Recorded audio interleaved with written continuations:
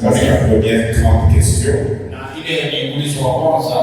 Et Dieu n'est pas seulement un Dieu qui veut que lui soit fidèle, parce que c'est sa nature. Il veut aussi que ses enfants, vis-à-vis de lui, soient aussi fidèles. Il veut avoir des enfants fidèles. Et c'est une grande joie pour lui. Qu'un de ses enfants devient de plus en plus fidèle à lui. La deuxième question alors, quels sont aussi les faits par lesquels Dieu vérifie que son enfant est devenu fidèle? Parce qu'il y a la fidélité de Dieu vis-à-vis des hommes. Elle est évidente. Elle est absolue. Mais il y a aussi la fidélité des enfants de Dieu vis-à-vis de leur père. Elle n'est pas évidente a priori. Mais elle peut se construire, elle peut se développer et elle peut finalement s'imposer aussi. Alors quels sont les faits concrets? À quels éléments Dieu peut vérifier la fidélité d'un homme vis-à-vis de lui? Est-ce que dans la Bible, il y a aussi des gens qui ont été fidèles à Dieu? Est-ce que de nos jours, il y a aussi des personnes qui sont fidèles à Dieu?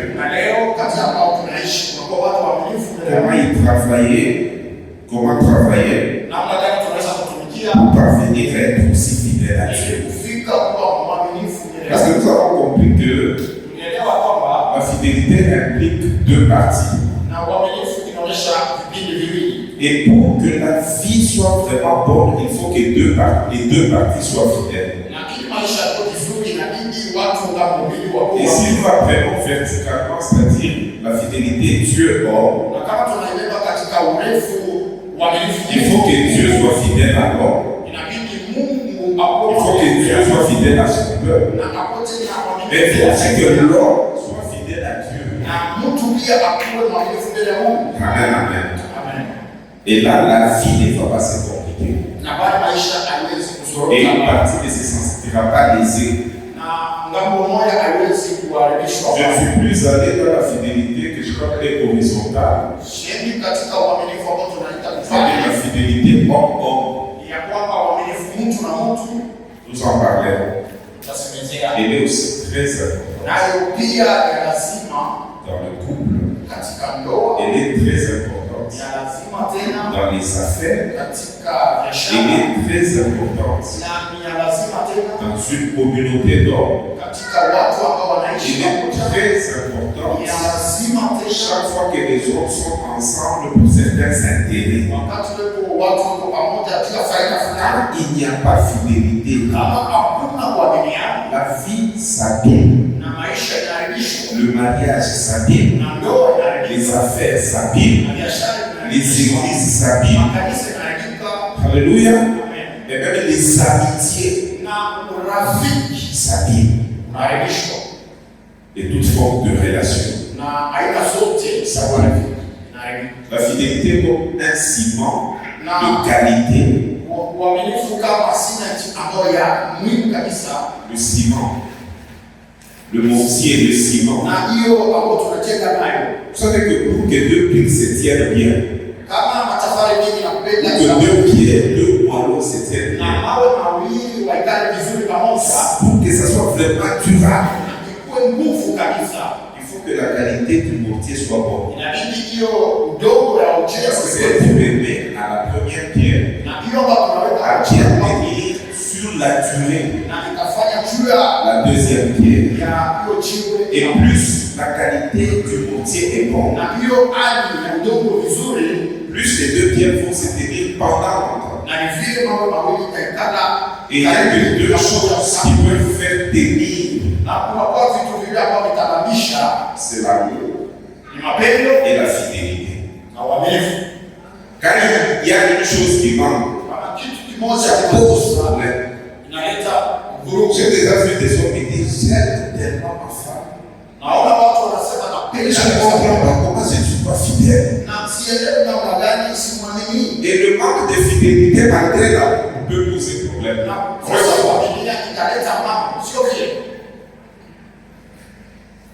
Il faut qu'il y ait fidélité pour qu'il y ait des relations solides.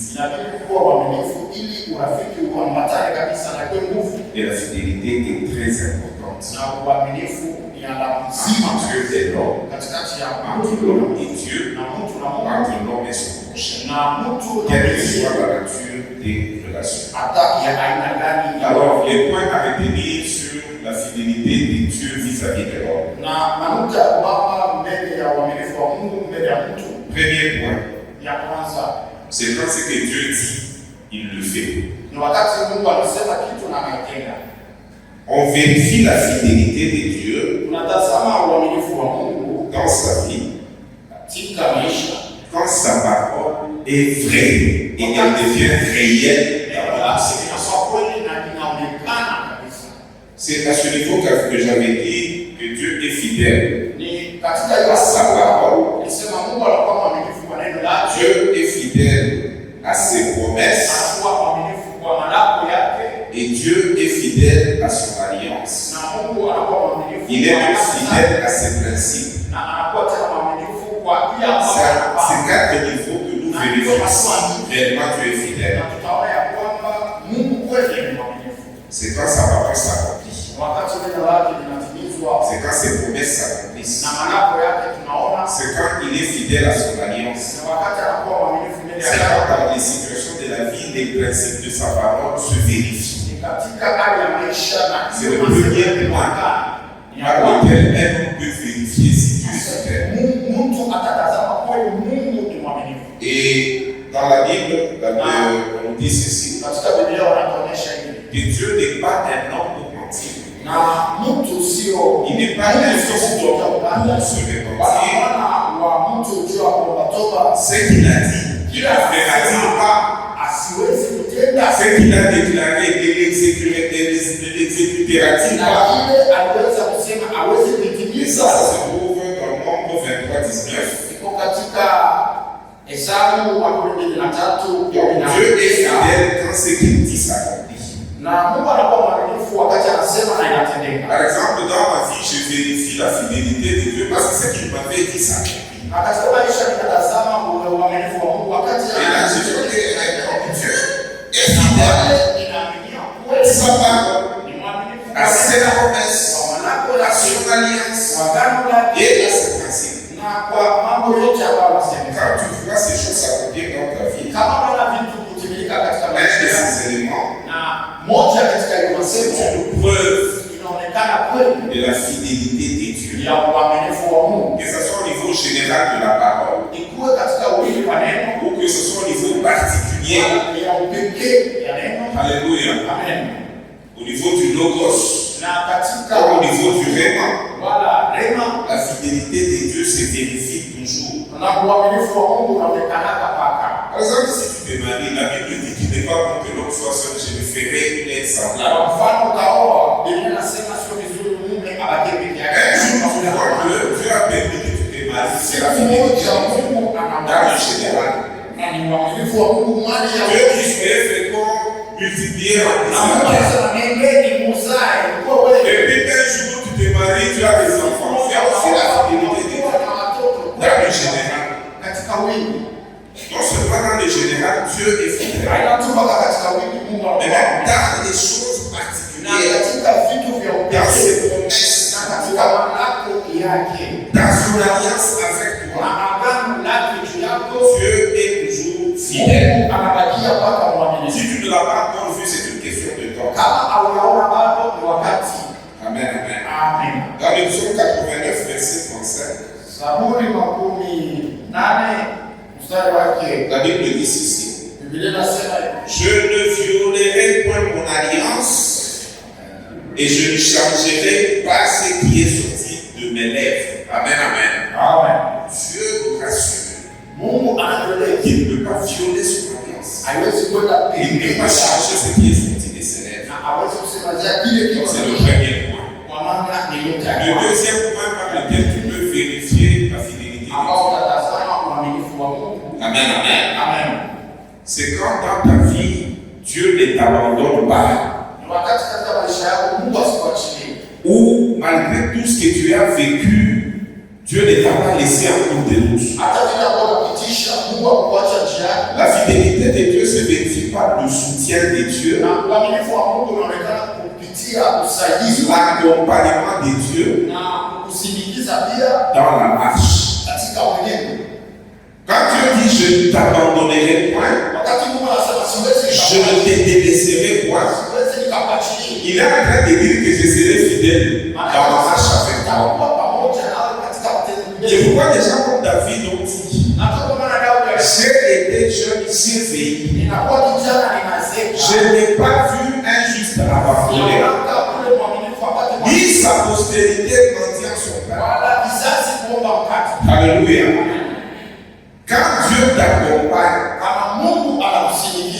quand Dieu te soutient dans la marche, dans la longueur de la marche, le fait qu'il est avec toi, ça s'appelle aussi la fidélité de Dieu. Alléluia. Et Dieu est tellement fidèle que dans notre vie, même quand nous passons par les temps difficiles, quand difficile existe, et ça existe dans la vie de tous les hommes. Mais la fidélité de Dieu fait que dans ces temps difficiles-là, Dieu ne nous abandonne jamais.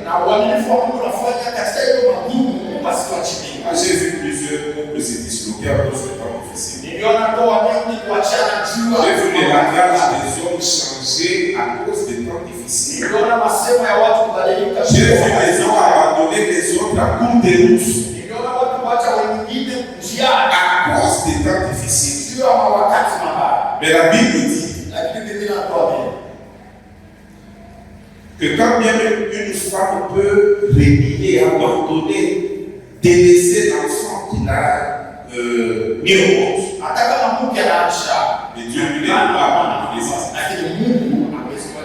Alléluia.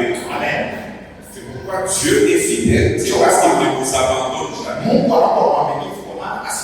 Tu as des combats, il ne t'abandonne jamais. Tu as des attaques, il ne t'abandonne jamais. Tu vis dans la pauvreté, dans la précarité. Malgré ça, il renouvelle le souffle, la force, il t'encourage. C'est parce qu'il ne t'abandonne jamais. Amen. Le fait que Dieu ne t'abandonne jamais, Dieu te soutient. Tu avances quand même. Les enfants avancent quand même. Tu réalises quand même. Ce fait-là de ne jamais t'abandonner, c'est aussi un élément de la fidélité de Dieu. Même si tu traverses la vallée de l'ombre de la mort, Dieu ne t'abandonne pas. Même quand tu peux perdre beaucoup de choses et la vie se dégrade, crois toujours à la fidélité de Dieu. Et crois même à la restauration de Dieu. Crois comme chose que je sais, c'est que je sais. C'est que mon rédacteur est vivant. Et c'est révélant même les dernières fois. Je verrai chaud avec mes yeux sa restauration. Alléluia. Amen. Je t'informe, toi qui vis des temps difficiles, que ce n'est pas ça la fête. Un jour est en train de venir. Une nouvelle saison va commencer. Et là, tu as fait oublier tout ce malheur. À cause de la fidélité de Dieu. Continue à espérer. Continue à prier. Continue à marcher. Et que tu bats. N'aie pas la haine vis-à-vis de tout le monde. Continue à dire j'essaie. Que le rédempteur, que les dieux fidèles, que les dieux des cieux, il s'élèvera. Même les derniers.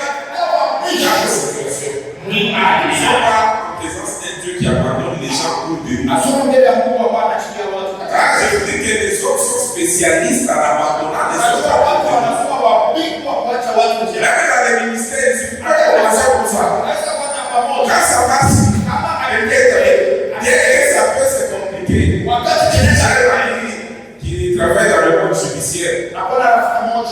Il avait commencé un ministère avec des gens qui lui disaient nous allons te soutenir. Nous sommes avec toi. Nous allons te soutenir. Toi, tu es le défi. Les choses ne marchent plus. On pense à l'idée. Le premier. On va à l'idée. Le deuxième.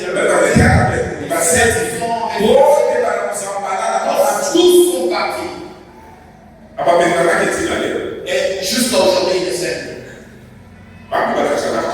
Les gens se laissent encore. Et l'homme reste un homme. Et Dieu est toujours fidèle. Même si tu vis des temps difficiles, je t'aime toujours. Je suis avec toi et je te ferai sortir de là à cause de sa fidélité. Alléluia. Amen. Par quoi aussi tu peux vérifier la fidélité de Dieu? Troisième élément. C'est quand Dieu permet que, à des moments, à certaines étapes, tu puisses réaliser certaines choses qu'il t'a fait promis. Tu puisses voir certains résultats partiels de temps en temps. En fait, je vais te dire ceci. La vie est faite des saisons et des étapes. Chaque fois que tu réussis à franchir une étape, tu es en train de vivre la fidélité de Dieu. Dis Amen bien. Chaque fois que tu veux dire Ebenezer, tu vis la fidélité de Dieu. Tu étais chômeur. Tu as payé. Et puis tu deviens travailleur. Alléluia. Le fait de franchir cette étape-là, montre la fidélité de Dieu. Que des célibataires sans fiancé, on va plus t'épouser. Et puis un jour, quelqu'un se présente. Il est sérieux. Il se relevé. Le jour de ta dot, tu peux dire les belles airs. Dieu m'a fait parvenir jusqu'ici. Dieu m'a soutenu jusqu'ici. Dieu m'a fait parvenir jusqu'au diplôme d'État. Dieu a fait que j'ai terminé l'université. Dieu a fait que je sois travailleur. Chaque réalisation, chaque étape est importante dans la vie d'une personne. Prouve la fidélité. Je suis aussi l'esprit maman. On a aussi épousé ma fille. Si je deviens grand-parent, parce que c'est la même chose que tu peux négliger là. Tu ne sais pas combien de gens qui cherchent ça sur la terre. Chaque fois que Dieu peut faire dans ta vie que tu avances de manière significative, sache que tu as vécu un acte de la fidélité. Dieu t'a soutenu. Dieu t'a accompagné. Et Dieu t'a fait parvenir des résultats palpables qui augmentent ta valeur sur la terre. C'est pour ça que l'homme, un de ses grands problèmes, c'est sa valeur sur la terre. Chaque fois qu'on dégrade, qu'on minimise sa valeur, il se sent très mal. Et chaque fois qu'il réalise des résultats, sa valeur est en train de monter. Et ça, c'est la fidélité de Dieu. On va te poser la question. Qu'est-ce que tu es devenu après tout ce temps? Si tu peux donner même une réponse, cette réponse-là, c'est la preuve de la fidélité. Vous savez que les gens se posent toujours ces questions-là.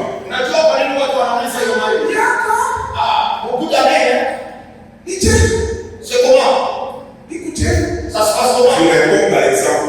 Tu dis à ton frère. Je suis marié, père de 4 enfants. Le fait que tu as même cette réponse-là, c'est la fidélité de Dieu.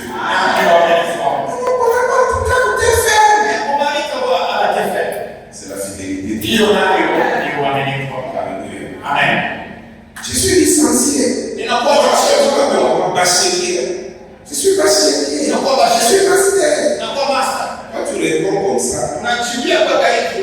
Mais ce résultat-là, lakini hiyo ce matokeo statut-là, na hiyo cette hatua étape-là, c'est une preuve inaonyesha de la fidélité de Dieu.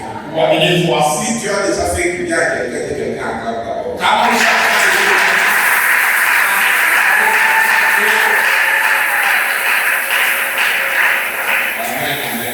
Amen. Et dans 1 Samuel 6, verset 12, Samuel wa c'est là qu'on parle kwanza de Ebenezer. na ni pale tunasema Ebenezer. Ebenezer. Ebenezer. Moi, j'avais vu aussi Ebenezer, mais je disais, ça fait 50 ans. Na mimi niliona Ebenezer wakati Parce que mon père n'a pas eu 50 ans. na baba kufikisha hiyo miaka Mon père est mort à 48 ans. alikufa na hiyo miaka Mon grand frère que j'ai vu, mon père est mort à 45 ans. ambayo nilipenda sana. Donc je commençais à avoir peur que moi aussi j'allais mourir à force. Par exemple, quand j'ai eu 50 ans, ça va être Ebenezer. À cause de tes 30 ans là. Merci à Dieu. 40, dis merci. Même 50 ans, papa est là, il est où aujourd'hui? C'est la clé de ma vie. Pourquoi tu m'as dit que tu as la mairie? Pourquoi tu as Alléluia. Amen. Você que via com tesoura. Ah, ta fille est trop belle. Por exemplo, ele era filho aqui, o menino da Teresa, ele se proporciona que ele sabe melhor como ele filho. Amen. Não vou organizar. Dieu te bénisse. Quatrième point par lequel on peut vérifier si tu es fidèle. Nukta ya hii ambayo tutaonyesha ya kwamba Mungu ni mwaminifu. Hébreux 6, 10. Waebrania 6:10. Pour les bénéficiaires, c'est un Samuel 7, 12. Tunaendeleza Samueli wa kwanza. Hébreux 6, 17, qu'est-ce que la Bible dit? Biblia inasema Car Dieu n'est pas injuste pour oublier votre travail et l'amour que vous avez montré pour son nom, ayant rendu et rendant encore des services aux saints. Le fait que Dieu n'oublie jamais le travail que nous faisons pour lui. Le fait que Dieu ne reste jamais avec la dette de quelqu'un. Le fait que Dieu, après un temps, il paye toujours. Il rémunère. analipa Toujours. kule kila C'est siku. un élément de sa fidélité. Ni kitu kimoja kinaonyesha Tout ce que tu fais du bien ne se perd jamais. kile kitu tunatenda vizuri haiwezi Tout ce que tu accomplis dans l'œuvre de Dieu, kile kitu tunatenda Dieu se perd jamais. haiwezi kupotea. Dieu n'est pas injuste pour oublier tes $100 que tu donnes. Mungu hawezi kuwa Dieu n'est pas injuste pour oublier que c'est toi qui te rejoins souvent. hawezi kusahau ya kujua sema ndio na kurupa. Dieu n'est pas injuste pour oublier que c'est toi qui pries souvent pour l'église. Na Mungu hawezi kusahau ya kujua sema ndio na miaka kanisa sana. Alléluia. Amen. Dieu n'est jamais injuste pour oublier sa fidélité. C'est une fidélité rémunératrice. Une fidélité rétributive. C'est une fidélité qui paye. Alléluia. Avec Dieu, nous jouons à ce qu'on appelle qui perd gagne. Dans le jeu des dames, qui connaît le jeu des dames? Souvent, c'est quelque chose de se déclarer très bien. Et puis, il y a deux équipes ou deux personnes. Vous jouez aux dames. Maintenant, il y a une sorte de dame qu'on appelle qui perd gagne. Dieu est vraiment. Dieu nous introduit souvent dans des systèmes où on a l'impression de perdre quand on fait certaines choses. Mais c'est dans cette impression de perdre là que nous lui donnons lui la capacité de nous faire du bien. Alléluia. C'est comme si je te demande quelque chose. Quand tu lui donnes, tu te sens même déséquilibré. Tu voulais même que ça reste pour toi. Parce que l'homme aime accumuler, il n'aime pas sortir, à lui donner. Mais Dieu, dans son amour, lui, il aime tellement qu'il donne le premier. Et il donne aussi notre amour pour lui que nous puissions aussi lui donner. Et c'est par ce fait là de nous dépouiller de cela, de lui donner certaines choses, que Dieu nous prouve sa fidélité. Alléluia. Amen. Dieu veut que tu nous donnes ton temps. Il y a des gens qui n'ont jamais du temps pour Dieu. Ils ont du temps pour tout. Quand c'est pour Dieu, ça devient. Mais pour les autres activités, quand c'est seulement 2 heures pour venir à l'église un après-midi, là, Dieu veut que tu lui donnes même tes moyens. Pour faire le président, président. Il y a des gens qui dépensent beaucoup d'argent. C'est un prêtre mais on n'est pas Kinshasa. Les gens dépensent beaucoup d'argent. Leur image. Mais quand c'est dans la fête de Dieu, on dépense. Ils pensent qu'on est en train de les débrouiller. Ça le Père Dieu avait même juré que Dieu était capable de donner ça. Ne crois pas que c'est en conservant.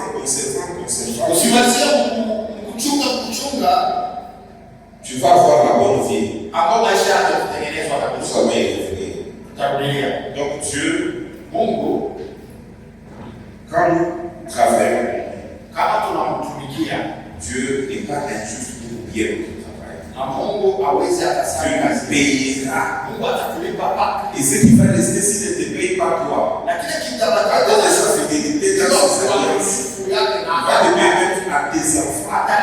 Il peut même payer aux enfants de tes enfants. Ça veut dire que les enfants qui vivent dans certains avantages dont ils ne comprennent pas sa fierté. Il y a de la fidélité de Dieu. Alléluia. Il y a des gens qui traverseront la vie sans même tout récolter. Mais le Dieu est là, même ta postérité. Parce que Dieu, c'est un Dieu qui a des promesses transgénérationnelles. Dieu donne. Dieu donne. Quatrième point, c'est le quatrième point. Cinquième là. Dieu nous prouve toujours qu'il est fidèle. Ça, c'est mieux que ce soit un enseignement à part, c'est très bon. Maintenant, au niveau de l'homme, l'homme aussi peut être fidèle à Dieu. Et Dieu s'intéresse à évaluer notre fidélité. Notre manière de le servir. Dieu veut voir si l'homme est fidèle. Et quand Dieu remarque quel homme est fidèle, ça fait la joie de Dieu, la fierté de Dieu. Et Dieu est très content. Pourquoi est-ce que Dieu peut vérifier quel homme est fidèle? Alléluia. Amen. On a quelques réponses. Première part, c'est quand l'homme respecte le modèle de Dieu. Alléluia. Amen. Dieu fait des choses qui sont déjà parfaites au ciel. Et il veut qu'il trouve sur la terre ces relais, ces personnes qui peuvent faire ce qu'il y a au ciel et le faire sur la terre. J'avais pris en semaine l'exemple du tabernacle. Quand il fallait que Dieu trouve un endroit où il va commencer à descendre parmi les hommes, parmi son peuple d'Israël. Il avait dit ceci: vous me ferez un sanctuaire et j'habiterai au milieu de vous. Je ne veux pas être un Dieu qui est au ciel très haut. Vous me ferez un sanctuaire et moi j'habiterai au milieu de vous. Maintenant, il dit à Odette, sois. Regarde, il dit à Moïse, tu feras le tabernacle d'après le modèle que je t'ai montré sur toi. Ne le fais pas n'importe comment. Conforme-toi au modèle que tu auras vu sur la Et prends soin de tout faire. Que ce soit le tabernacle, que ce soit les ustensiles, que ce soit exactement selon le modèle que tu as. Alors, comment Dieu devait évaluer la fidélité de Moïse? C'est quand Moïse devait respecter le modèle de Dieu. Il y a certaines choses que nous faisons sur la terre qui doivent respecter le modèle de Dieu. Alléluia. Et Dieu tient beaucoup à son modèle. Et quand il y a le modèle de Dieu, il y a la bénédiction de Dieu. Alléluia. Même dans le mariage, c'est pour vivre la bénédiction de Dieu et l'évolution, le progrès. Il faut que le mariage respecte le modèle de Dieu. Vous voyez les histoires des églises ici. Pour vivre la main de Dieu, la vie, la croissance du salut. Il faut que ça respecte le modèle de Dieu. Il y a des choses dans lesquelles Dieu, je dirais, capricieux au modèle. Vous faites selon le modèle, vous êtes béni. Vous ne faites pas selon le modèle, vous ne verrez pas sa grâce, même si vous êtes ses enfants. Il y a aussi les enfants de Dieu qui échouent beaucoup. Par manque de respect du modèle de Dieu. Et le jour que Moïse, avec son équipe, a respecté le modèle de Dieu, quand ils ont fini de construire le tabernacle et de mettre tous les ustensiles, la Bible dit que la gloire de Dieu descend. Alléluia. C'est la même chose aussi avec le temple de Salomon. Le jour qu'ils ont terminé, ils voulaient maintenant dédier le temple à Dieu. La gloire de l'Éternel remplit la maison. Et même les sacrificateurs qui étaient là n'ont pas réussi à rester le roi dans les gloire. Si tu veux vivre la gloire de Dieu, respecte le modèle de Dieu. Dis Amen bien. Alors Dieu nous évalue par rapport à notre fidélité. Si nous respectons le modèle de Dieu, il va regarder et va dire, ça c'est un serviteur fidèle. Ça c'est un témoin fidèle. Même quand tu dois prêcher la parole de Dieu, prêche la parole de Dieu. Enseigne la parole de Dieu. Lis la Bible, n'enseigne pas la motivation, n'enseigne pas la philosophie. Pour que la main de Dieu accompagne la parole de Dieu, il faut qu'elle soit réellement la parole. Il ne faut pas bricoler, il ne faut pas manipuler. Il y a moyen de faire beaucoup de choses au nom de Dieu sans que ça appartienne à Dieu. Alléluia. Et c'est très important de respecter le modèle de Dieu. Deuxième niveau où Dieu nous évalue par rapport à sa fidélité. La fidélité de l'homme vis-à-vis de lui. Et Dieu regarde et dit, cette fille, cette soeur, cette maman, son frère, ce serviteur est fidèle. C'est quand on respecte les instructions de Dieu. Il y a un modèle où ils ont respecté. Il y a aussi les instructions. Parce que quand on marche avec Dieu, il y a des étapes où Dieu nous donne des instructions. Fais ça. Fais ça comme ça. Fais attention. Ne marche pas toujours comme si tu connaissais tout. Comme si tu maîtrisais tout. En te référant à Dieu, tu verras que Dieu te donnera à des moments certaines instructions. Respecte ces instructions.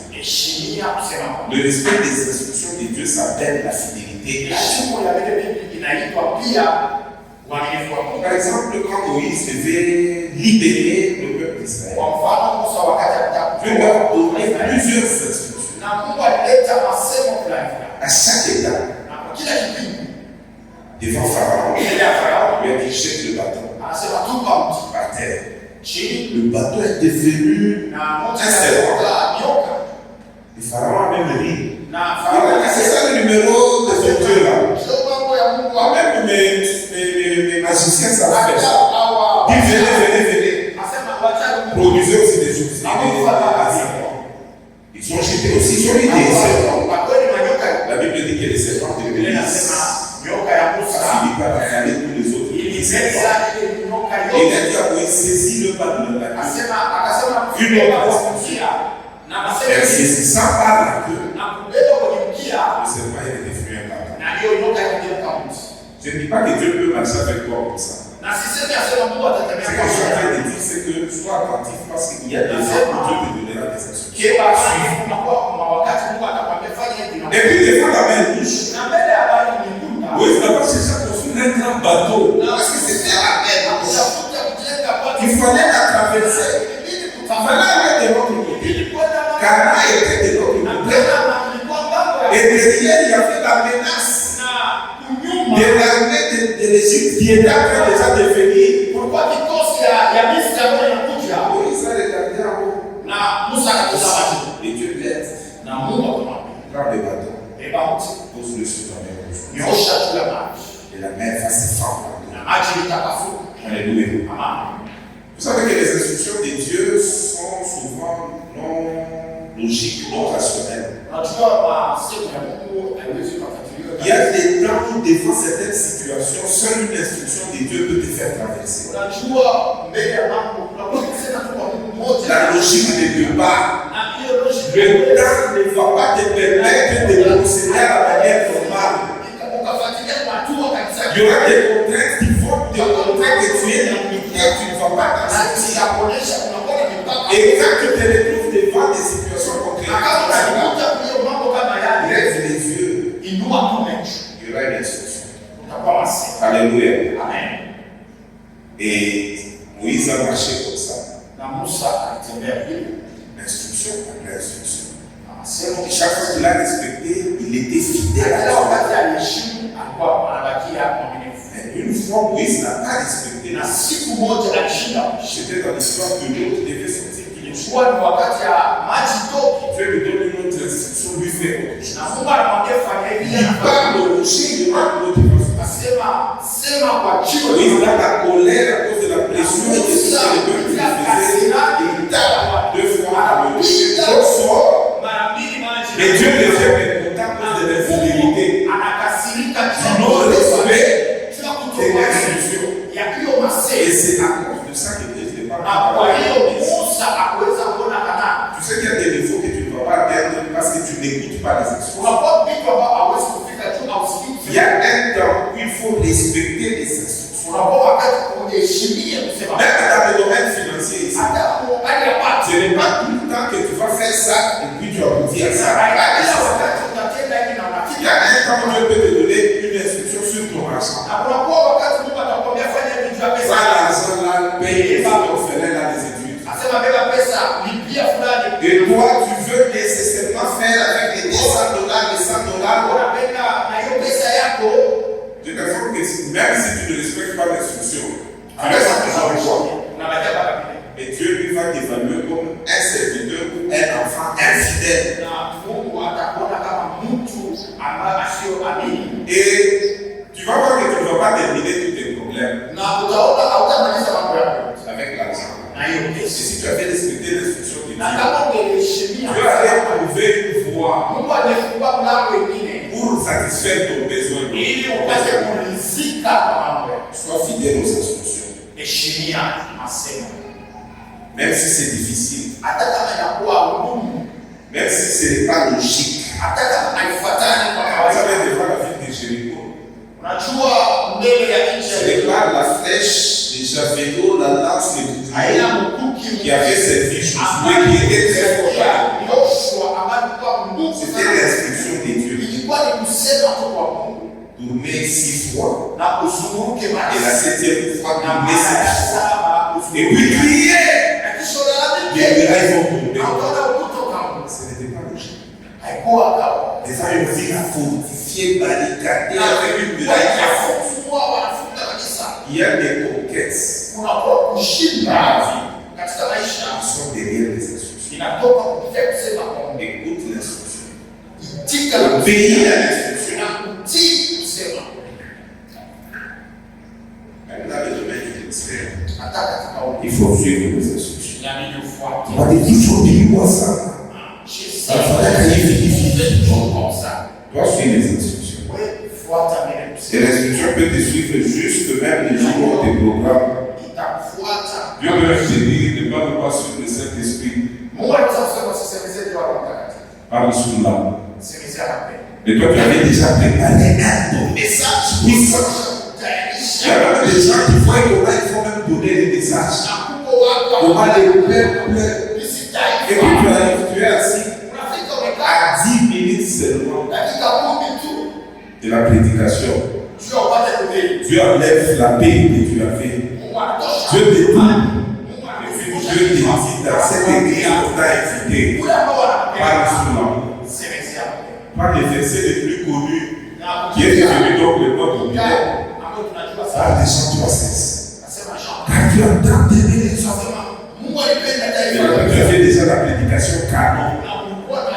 Et Dieu dit, parle de Jean 3,16. Mais sa gloire à lui va se manifester dans Jean 3,16. Pas dans la prédication canon. Ça dépend que nous soyons sensibles. Et que de temps en temps, nous ne puissions pas être trop sages à l'hypocrisie. Mais que nous puissions toujours nous référer après un temps à l'Éternel. Et il sait comment il va faire. Je connais les commerçants à qui Dieu avait dit des instructions. Cet argent, met ça dans ça. Il l'a mis dans telle marchandise. Et à chaque il y a une crise terrible de cette marchandise. Il a fait des bénéfices même fois 5. Alors que eux étaient dans un domaine précis. Être dans un domaine, c'est bien. Maîtriser un domaine, c'est bien. Et il faut maîtriser bien. Mais Dieu n'est pas lié à 100%. Parce qu'il y a un qui peut te donner une instruction. Tu sors un peu, tu fais des plans, pas que tu rentres toujours. Est-ce que nous sommes ensemble? Et Dieu te bénisse. Troisième point où Dieu peut vérifier ton cœur. Parce qu'il faut que tu sois fidèle. La vie te complique parce que tu n'es pas fidèle. C'est le domaine des vœux et des engagements. Oui, des vœux et des engagements. Quand tu as déjà fait un vœu, quand tu as déjà pris des engagements, Dieu attend de toi une seule chose. Accomplis les vœux. Réalise les engagements. Et ne prends jamais ces choses-là à la légère. Il y a beaucoup de gens qui prennent des engagements à la légère. Ce n'est pas de ça qui fera de toi que tu n'es plus enfant de Dieu. Tu vas toujours rester enfant de Dieu. Mais un enfant de Dieu infidèle. Ce que Dieu attend de nous, c'est que nous soyons des serviteurs fidèles, des témoins fidèles, des économes fidèles, que nous soyons trouvés fidèles. Il ne faut jamais prendre des engagements à la légère. Tu vas dans une église, demande un prédicateur à bien prêcher. Tu vas donner $100. Tu prends aussi. Et puis tu ne donnes pas les $100. Mais tu avais pris l'enfant. Tu avais promis d'acheter une chaise. Ça n'a pas acheté. Tu avais promis de donner $100. Tu n'as pas donné. Et il y a des gens qui ont des dettes nocives dans cette matière. Dans des conventions, ils sont partis. Voilà, katika na convention fulani. Ils ont même déjà classé des enveloppes. Sasa moja waisha kwenda na mara. Ça se fait plus. Ni libera kawa. Vous savez que beaucoup de blocages viennent de là. Unajua vifungo vingi vinatoka kule. Ce n'est pas des soucis. Haina balozi hapa. Parce que si tu respectes les principes de Dieu, Dieu te protégera même de la sorcellerie. Na Mungu atakutoka katika ulozi. En principe, tu ne dois pas trop te battre toi-même. Il y a un Dieu qui se bat. Mais les retards que tu connais, les blocages que tu connais, c'est à cause de la légèreté avec laquelle tu prends la vie des vœux et des engagements. Tu as tellement une légèreté dans ce domaine-là. Et le temps passe, tu n'accomplis pas. Et puis tu oublies. Et puis tu laisses. Dieu, lui, du haut des cieux, n'a pas oublié. Il t'attend. Tu as pris, tu as fait un vœu. Est-ce que tu as réalisé ces vœux? En matière de vœux, j'aime la mère de Samuel. Il y en a plusieurs. Écoutez ce que la Bible dit. Parce que les vœux ont une très grande puissance. Des déblocages et des percées. La Bible dit ceci. Anne se leva après que l'on eut, nous sommes dans Samuel, premier chapitre, verset 9 et les suivants. Anne se leva après que l'on eut mangé et bu à Silo. Le sacrificateur Élie était assis sur un siège près de l'un des poteaux du temple de l'Éternel. Et l'amertume dans l'âme, elle pria l'Éternel et versa des larmes, des pleurs. Elle fit un vœu en disant: Éternel des armées, si tu daignes regarder l'affliction de ta servante, si tu te souviens de moi et n'oublie point ta servante, et si tu donnes à ta servante un enfant mâle, je le consacrerai à l'Éternel pour tous les jours de sa vie. Et le rasoir ne passera point sur sa tête. Nous pouvons nous arrêter là. Alléluia. Anne était bloquée. Il avait un problème de stérilité.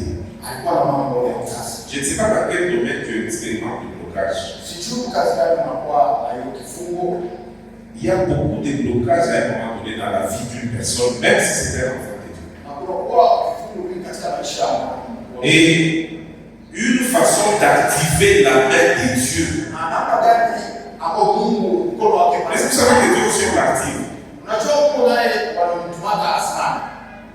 Une des façons d'activer la main de Dieu dans des situations de grand blocage, c'est quand on lui fait un vœu dans lequel il y a ton intérêt et son intérêt. Tu réfléchis bien. Tu dis: j'ai besoin de ça. En tout cas, il faut que j'aie ça. J'ai beaucoup souffert par rapport à ça. Que Dieu me donne ça. J'ai prié, je n'ai pas fait. Tu peux montrer un régime. Le régime des vœux. Tu calibres bien les choses. Pour insister sur ta requête. Et pour résoudre un problème de Dieu, il faut que les deux soient là. Seigneur, si tu me donnes ça, moi aussi je ferai ça. Alléluia. Amen. Et à la prière, Dieu avait besoin vraiment de libérer son peuple. Son peuple était souvent dominé par ses ennemis. Sur le territoire même d'Israël. Et Dieu se servait des juges, des hommes qui suscitaient, à qui il donnait une force, une onction, et qui de temps en temps soulager le peuple d'Israël. Et Dieu avait besoin d'une personne qui pouvait vraiment garder sa présence et conduire son peuple. Parce qu'il y avait déjà une sacrificature qui était corrompue. C'était le besoin de Dieu. Alors Anna dit, moi je suis stérile. J'ai besoin d'enfants. Je dois avoir un enfant. Bien aimé, il y a des choses dans la vie, il faut les avoir. Tu dois avoir ça. Tu as besoin d'une promotion, tu as longtemps travaillé. Tu as promis celui-ci, tu as promis celui-là. Je connais quelqu'un, un homme de Dieu, un pasteur. Il est directeur dans le travail. Il a fait des années. Même les gens qui l'ont formé, il est chef. Alors il a vraiment prié le Seigneur. Et là, j'étais encore pour bâtir les temps qui étaient sûrs.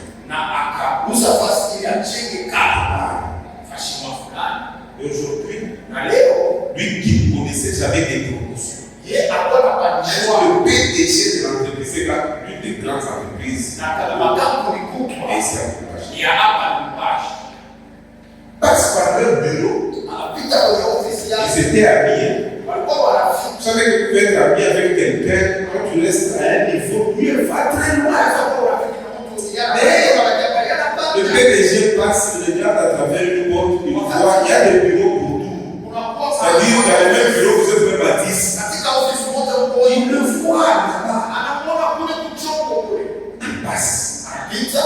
Un autre jour, le même PDG passe. Il ne savait pas. Lui, déjà avait acheté l'endroit. Jusqu'aujourd'hui, on n'a pas encore terminé le temps. Et il se bat. Et il a jamais contribué dans la chambre.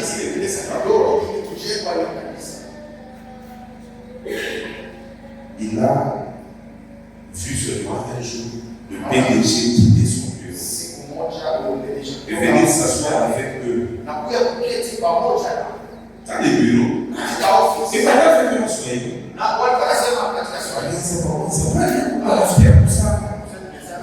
parle avec eux, ils s'assoient là-bas en souverain au PDG, Dieu le grand entreprise.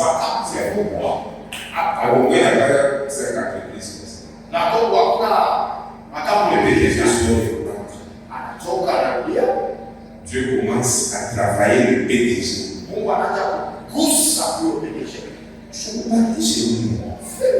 PDG du Paka, vous le comptez, il est en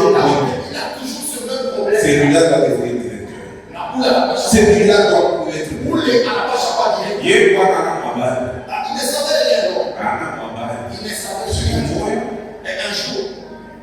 Est-ce que bureau? Il n'était pas dans son bureau. Par rapport à Moutafou, là, c'est pas PDG dans Moutafou.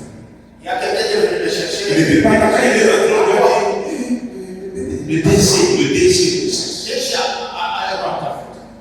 DG. Tout doit se battre. Allez bien. Il a négligé. Fin des fins. Il a bouffé. Il a vu le DG. Il lui a dit n'était à personne.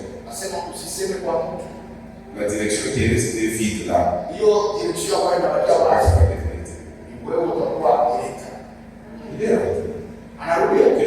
Le DG a signé. C'était un scandale dans les médias. Dieu fera pour toi si tu es fidèle des choses auxquelles tu t'attaches. Pendant que toi qui n'es pas attentif à ton dossier, Dieu peut te demander un très élevé pour toi. Là, on est directeur. Et cette entreprise est sur toutes les tables du pays. Quand tu es directeur, même si tu as le marché, tu es directeur dans ces domaines.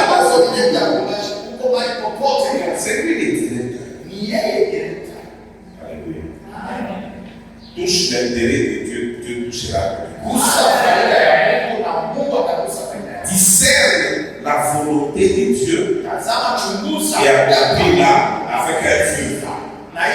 Dieu s'occupera de ton cas. Na Mungu atakumbuka mambo yako. Quelle que soit la durée que ton cas a pris, Hata kama mambo yako inakawa chini. sois fidèle dans les vœux, Wewe bakia tu mambo sois fidèle dans les yako sentiments. na katika kusikiliza.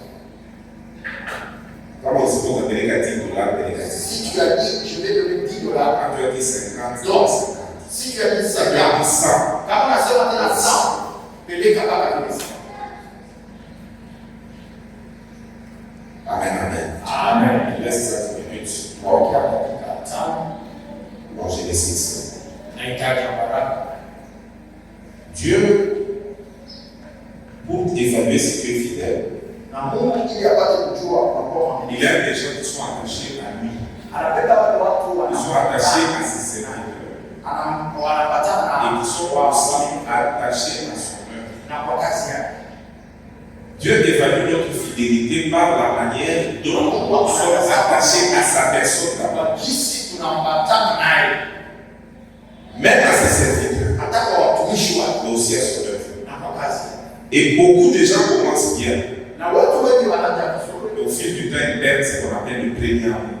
na kisha wasiku wanapoteza kila Ils mara. perdent leur zèle, Wanapoteza leur élan, ile leur kuendelea, ferveur, ile leur engagement ile kujitoa pour l'œuvre de Dieu. ya kazi. Ils deviennent brouettes. Wanakuwa On kusukuma doit les exhorter pour faire ce qu'ils faisaient déjà bien. kuomba kila baada ya tumikaka vizuri. Alléluia. Attention. Kila Quand Dieu voit que tu conserves le même zèle, kama Mungu anatazama uko mpaka wa nguvu mpaka il dit que mon enfant ici est fidèle. anasema kweli huyu mwana wa Le même attachement, ili kubatishwa mpaka il dit que tu es fidèle. anasema kwa mwaminifu Le même amour, mpaka mapendo yale yale il dit que tu es fidèle. anasema kwa Quand tu les perds, na kama unaipoteza Dieu dit que tu es infidèle. na Mungu anasema Comme à une église, il avait dit, toka kanisa je connais tes œuvres, najua je connais ceci, najua je connais cela, najua mambo mais fulani ce que je sais contre toi, lakini mimi nachukia kwako c'est que tu as perdu ton premier na amour. kupoteza mapendo ya kwanza. Passons. Je dis Jésus seulement. Quand est-ce que Dieu peut aussi te trouver fidèle? Wakati ya Mungu atakuona mwaminifu C'est quand tu es aussi fidèle dans le donner. ni wakati Disons Amen bien. Pour les faire. kupeleka Particulièrement dans le cadre d'une assemblée locale, c'est quand tu es fidèle dans les dîmes et dans les offrandes. wakati Là, j'ai touché un point napeleka chakumi où les gens n'aiment pas. na kusa kile watu wanapenda Les dîmes et les offrandes. kutoa na chakumi. Malachie 3, verset 8 Malaki ya 3 à 10. mstari wake C'est wa par là 8 les pères et non. ni kwa pale tunaweza La kusimama. Bible dit ceci. Na Biblia inatuambia hivi. Je tiens bien. Une fois que Dieu est décoré chez nous. 8. Un homme trompe-t-il Dieu? Un homme trompe-t-il Dieu? Mtu mmoja analala. Quand vous me trompez Kwa maana mnanilala et vous dites en quoi t'avons-nous trompé? na mnauliza kwa nini tunakulanga Il répond dans les dîmes et dans les offrandes. katika chakumi na katika kutoa. Vous êtes frappés par la malédiction et vous me trompez Unapigwa kwa laana na et la mnanilala nation entière. na taifa zote. Apportez à la maison du trésor toutes les dîmes, Mlete kwenye chumba afin qu'il y ait la nourriture dans la maison. ili chakula lisikose. Mettez-moi de la sorte à l'épreuve et prouvez-moi, évaluez-moi. Katika kipimo Dites l'Éternel des armées, na Bwana wa majeshi alisema, et vous verrez si je n'ouvrirai pas pour vous les écluses des cieux. naona kama siwezi Et si kufungua je ne réponds pas sur vous la bénédiction na kumwaga en baraka abondance. kwa utele. Voilà un domaine où il y a aussi beaucoup d'infidélité. Tazama kitu ambacho tunakuwa tena kutokuamini. Si tu ne donnes pas ta dîme, tu restes un enfant de Dieu. Dis Amen bien. Amen. Mais tu es un enfant de Dieu infidèle. Kwa mtoto wa Mungu unamwamini. Si tu ne donnes pas les offrandes, Kama haumtolei Mungu tu es aussi un enfant de Dieu. kweli uko Mais un enfant de Dieu trompeur. mtoto wa Mungu mwongo. Mungu. Et il y en a beaucoup de cette nature. Na kunakuwa wengi wa hiyo aina. Vous savez que la dîme, ce n'est pas un problème de montant, c'est un problème de fidélité. Unajua chakula haina mambo. Même 1000 francs peut être utile si tu as gagné seulement 10 000 francs. Kama unapata 10 000 francs. Et c'est une dîme de même valeur que 100 dollars, celui qui a gagné 1000 dollars. Et la dîme se paye sur le bénéfice. Sur le bénéfice. Pas sur le capital. Tu peux avoir un capital de 100 000 dollars. Et puis tu fais une course. Tu as 120 000 dollars. Dans les 20 000 que Dieu t'a donné, tu as 2 000 bénéfices. Les gens n'aiment pas. Il aime peut-être quand ça encore peu, il peut accepter. Quand ça devient beaucoup, il ne voit pas. Mais c'est pas comme si que Dieu évalue notre fidélité. Amen. Est-ce que tu donnes ta dîme? À qui? Il y a quand même un panier où nous vérifions avec lui. Combien de gens ont le dîme? Combien? Quand il y en a 4 qui me donnent ça directement, j'ai déjà publicité depuis 12 ces années. C'était 6, ils sont restés 4. Et les autres, vous donnez votre dîme. Vos offrandes, vos noms volontaires. Vous êtes donné où? Vous savez, nous, les pasteurs travailleurs qui n'avons pas nécessairement besoin de votre argent, nous sommes vous induire à l'erreur. Il faut qu'on vous presse la vérité. Ce n'est pas parce que moi j'ai des petits moyens, que tu penses que non, il ne faut pas donner la dîme. Il y a beaucoup de choses dans la vie. D'abord, nous sommes une église missionnaire.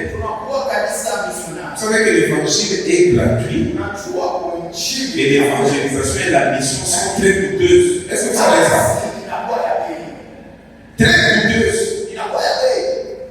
On a besoin d'argent. Et donc, je ne donne jamais. Il y en a même, il ne donne jamais. Mais quand il a beaucoup de problèmes, il vient prendre tout ce que tout le monde a donné. Celui qui connaît ça, c'est seulement Papa Charles et Papa Ikuti. Tu vois qu'il y a des gens terribles. Il faut commencer à donner d'argent à la maison du trésor. On va affecter ça à quoi? Ce n'est pas ton problème. Ton problème, c'est que sois fidèle à Dieu. Même si j'ai mangé ça, ce n'est pas un péché. Mais heureusement, je travaille un peu. Et c'est toi aussi qui as mangé ça. Mais c'est pas un péché. Et tu donnes. Mais là, il y a des choses dans lesquelles toi, même à cause de ton infidélité, tu es déjà installé. Ne crois pas qu'en gardant tout en mangeant, tu vas résoudre tes problèmes. Non. Et puis la dîme. Moi aussi, j'étais un peu comme ça, heureusement, j'ai donné toujours plus que la dîme. Dans mon parcours chrétien. Enfin, je disais que la dîme n'est pas du Nouveau Testament. Non, la dîme n'est ni de l'Ancien Testament ni du Nouveau Testament. La dîme n'est pas mosaïque. Elle n'est pas liée à la loi de Moïse. Elle a été organisée et formalisée pour les enfants d'Israël par la loi de Moïse. Elle a dit qu'elle est abrahamique. Amen, amen.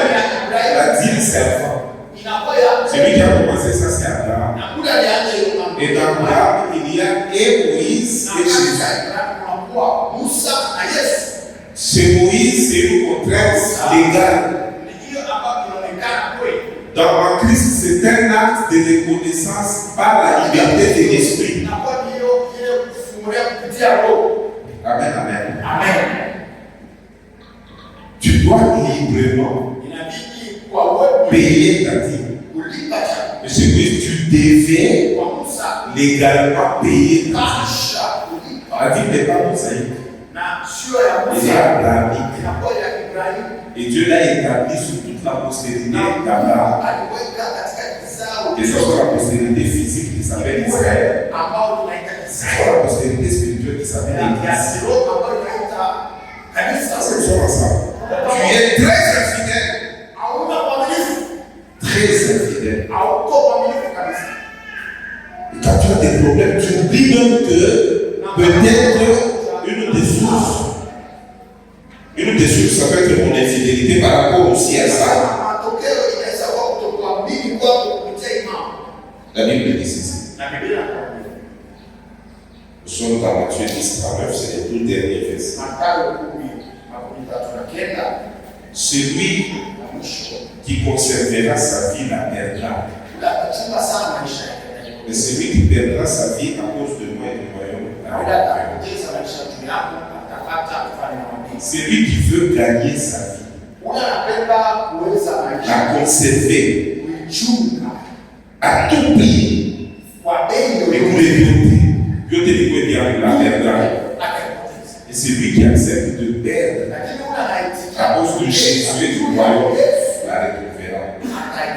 Parce que des fois, j'ai un témoignage de ma propre petite soeur. Ma petite soeur a été épousée jeune. Pasteur, tous deux jeunes. Vous voyez que c'était la fin du monde pour elle. Pasteur pauvre, ma petite soeur Ophélie, et très tôt pasteur, couple pastoral, ils sont pasteurs. Ils avaient sacrifié leur vie. Ils ont quitté le Lubumbashi, ils sont allés au Kassai, en Bushima d'abord, sans rien. Ils avaient déjà perdu leur vie. Ils ont souffert, ils ont fait l'œuvre de Dieu, ils ont tenu, ils ont persévéré. J'allais là-bas, j'ai regardé leur vie.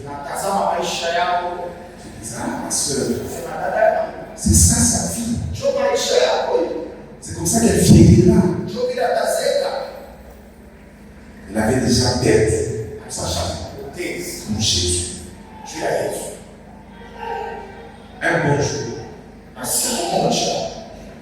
le Dieu qui n'oublie jamais ce qu'on fait pour lui. Et bascule vers le ciel. Là, elle connaissait certaines choses. Et elle avait même certaines. Il est parvenu avoir certaines possessions et les consacres là. Une pousse là. Un jour, elle arrive ici. À la faveur d'un positionnement de quelqu'un.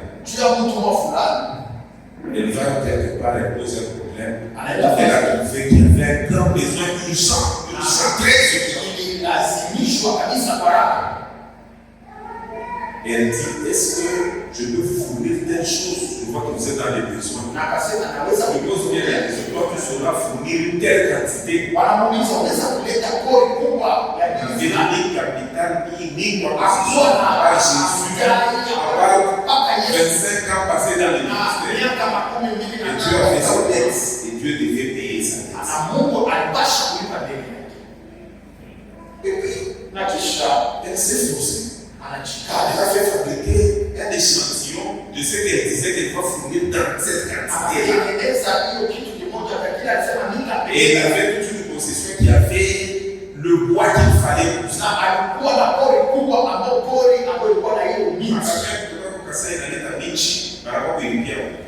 Amen. Elle a fourni. Vous savez, le contrat était de combien? Près d'1 million. 1 million. Il y a 2 ans. Elle a eu un contrat sans argent. Et la manière dont elle a agencé les choses pour que le contrat soit exécuté et qu'elle reste avec une grande quantité. Je ne vais pas aller dans les détails, ça va prendre même 1 heure. À la fin de l'histoire, elle a eu le contrat, elle a exécuté le contrat, elle a eu beaucoup d'argent, elle n'avait pas de biens. Hakuna kitu Elle a fini par construire des maisons. anasema nyumba hapa nyumbashi. Elle est même dans sa maison. Na eko katika nyumba. Elle a d'autres petits chantiers. Na anakuwa kuna jengo fulani tunalofanya hapa nyumbashi. Attention avec Dieu. Kibando. C'est d'être fidèle. Mungu mwaminifu. Toi, tu es limité, tu ne penses pas que tu peux encore t'en sortir. Wewe unawazia hautaenda fasi. Lui n'est pas limité. Il sait que si tu es fidèle et que tu persévères dans la fidélité, lui te prouvera qu'il est plus fidèle. Il prouvera des voies à quel final jamais pour te révéler. Un jour, nous étions assis. On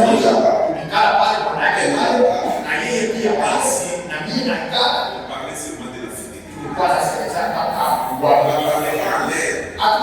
On allait devant un sac rempli de dollars. ilikuwa mbele ya pesa mingi mbele yetu. On voulait laisser de Dieu tous ces dollars à un temps. Na mimi nikula mwile pesa. Na siambia hata mwile kanisa tunakuwa karibu ile dola. Alileta hivi. Asema na mimi ninaleta kila majengo. Tukende. Si tu veux, mange continuellement, mange et si tu manges, tu viens te dire. Le problème demain, Dieu aura ta dette. Et Dieu sera pour toi en quelle cause. Tu es quelqu'un de fidèle. Un enfant de Dieu est fidèle. Donc, assure-lui. Alléluia. Amen. Amen. Là, il y a